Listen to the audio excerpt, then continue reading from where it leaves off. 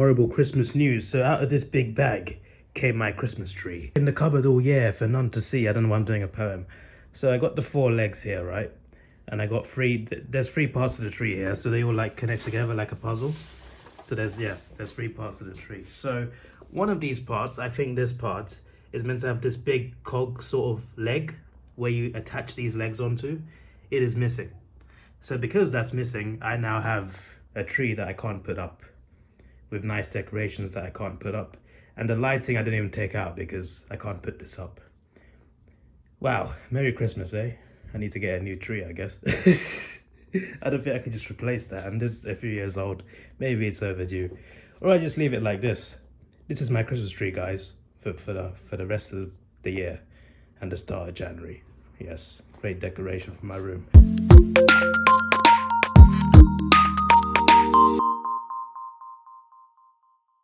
It's your boy Davidoff. Welcome to another movie vlog. Today's a double. We got Lord of the Rings, War of the Rohirrim, and Kraven the Hunter.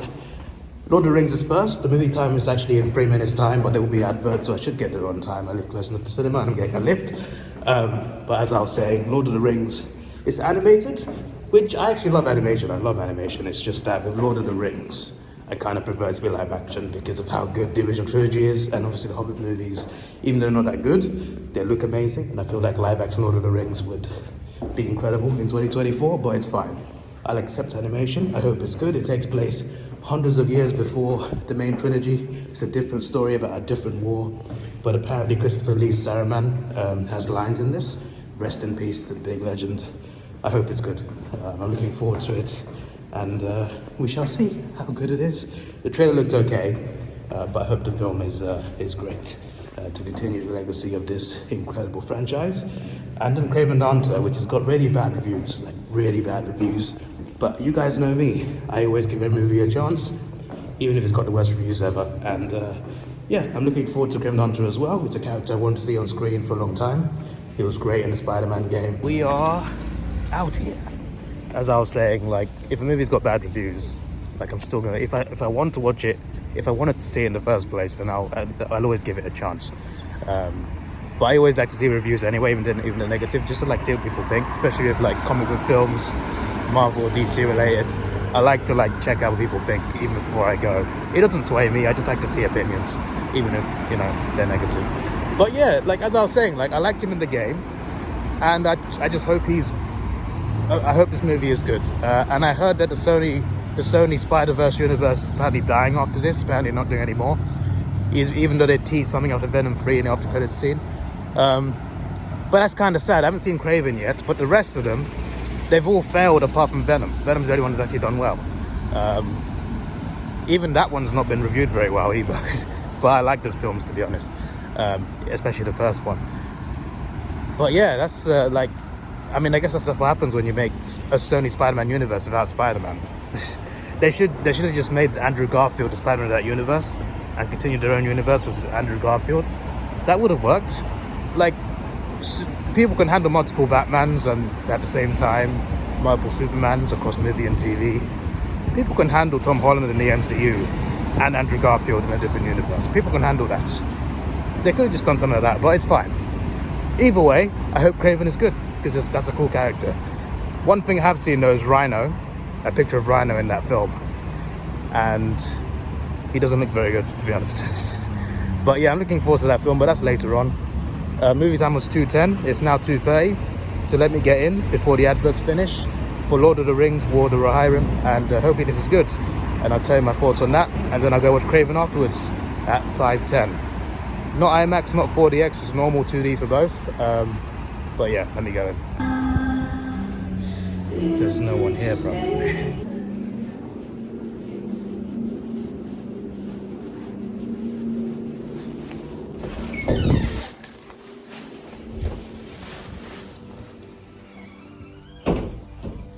Starting.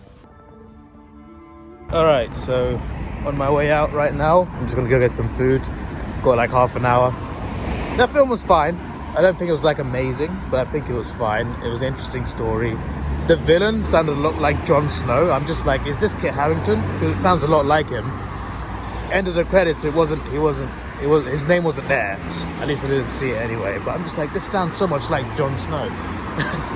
But yeah, it's a story. You know, it's not like this groundbreaking, incredible story, but it is a good story that I liked. I liked the main character. I thought she was good. There's references to the main trilogy. You even see an appearance of the One Ring. It doesn't make a big part of the plot, but you do see it at least once. Christopher Lee is there as Saruman, but it's only like a cameo.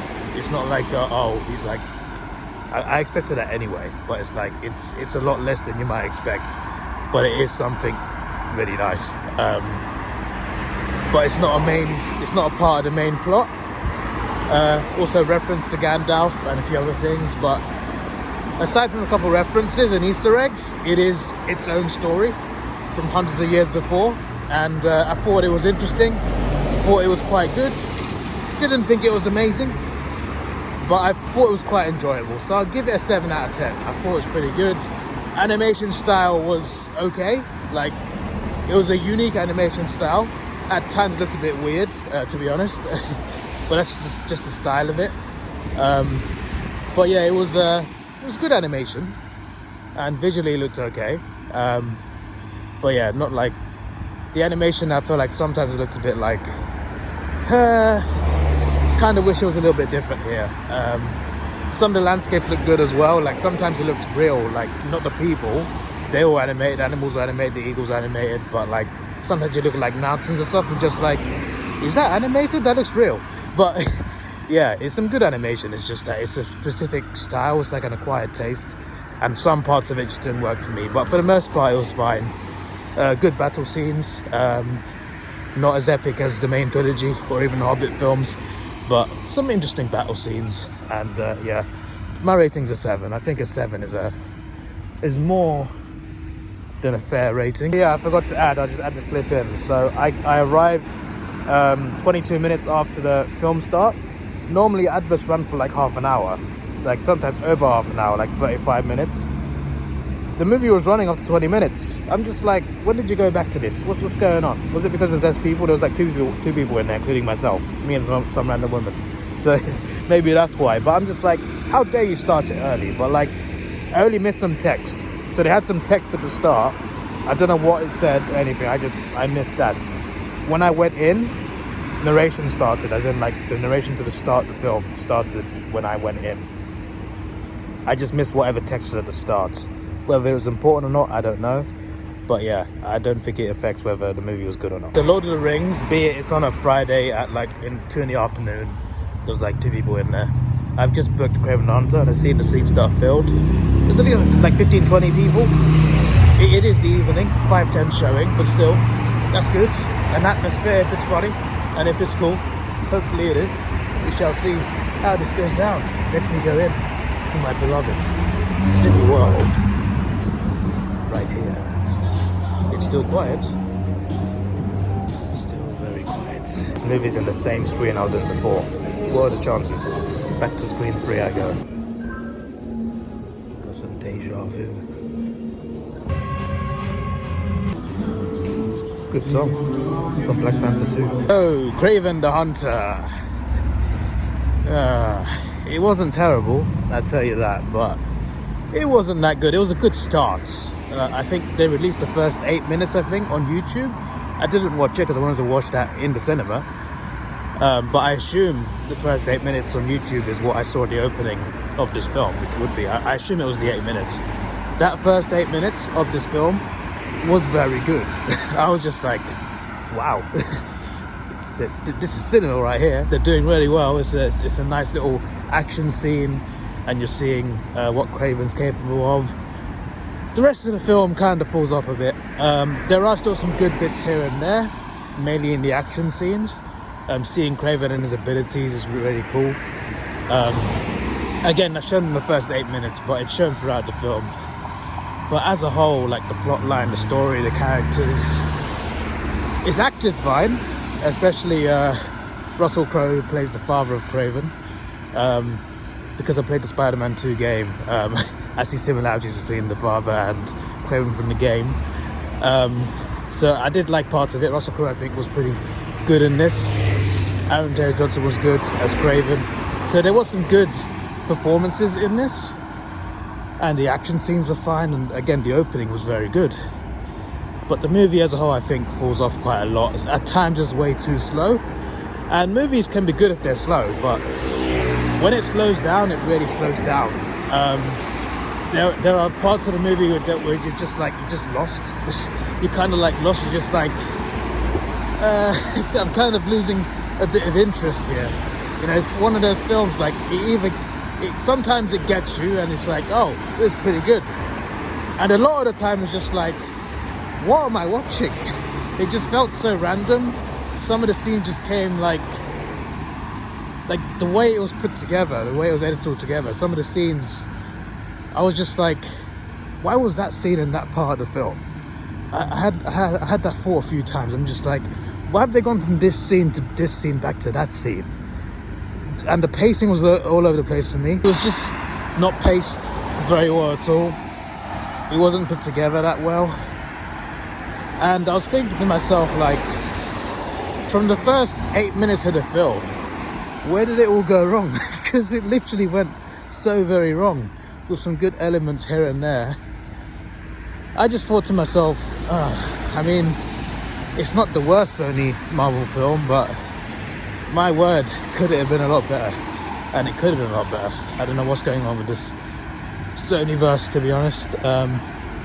This movie, I think, honestly had potential, but they just chose all the wrong directions for a lot of it. So yeah, I'll give it a 6. I'll give it a 6 out of 10.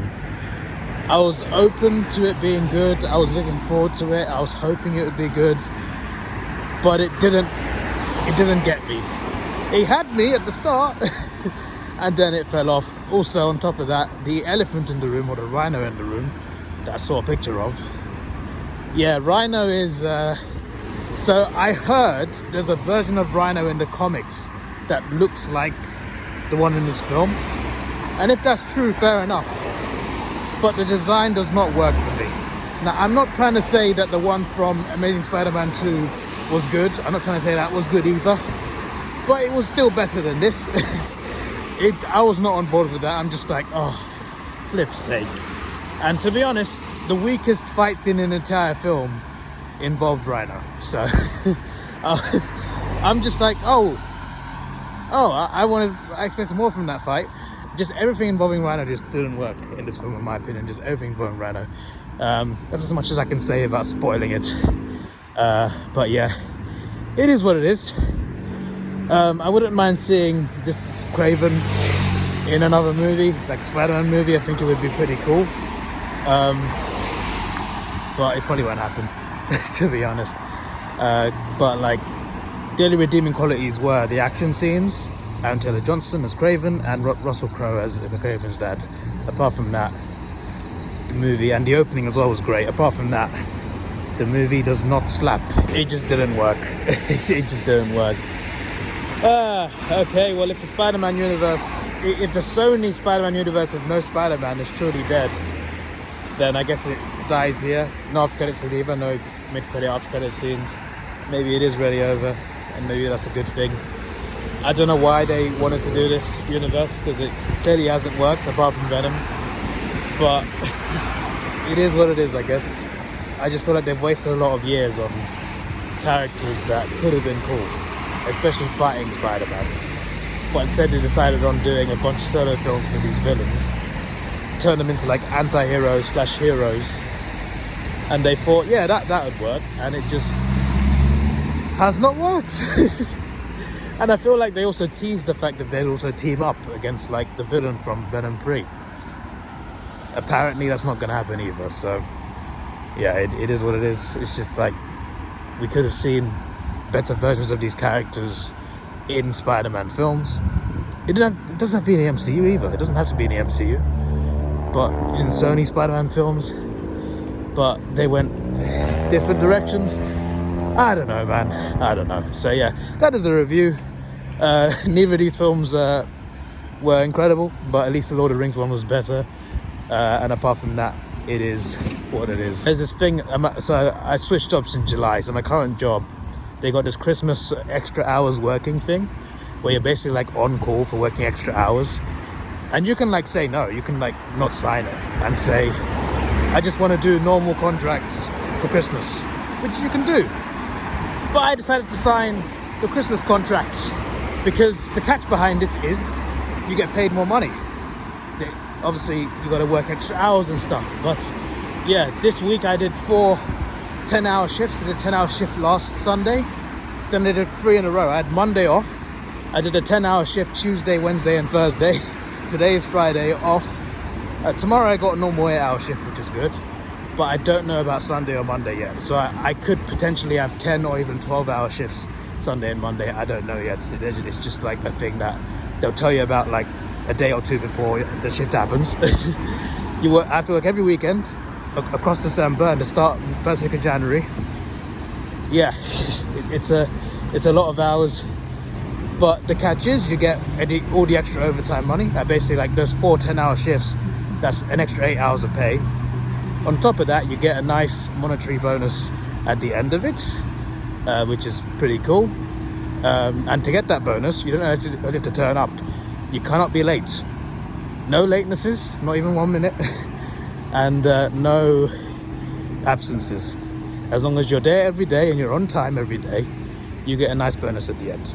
And if you are late, then you lose you lose your bonus, but at least you get the overtime money. So yeah, all I got to do is not be late for 3 more weeks, and I shall be good. So yeah, that is all from me for today. I'm gonna get a drink because I'm thirsty, and it's gonna be cheaper at McDonald's compared to the cinema. I could go to a random shop, but fine, I just get it here, get a bus, go home, edit some videos. Don't know if I'll be able to stream today, but I wanted to.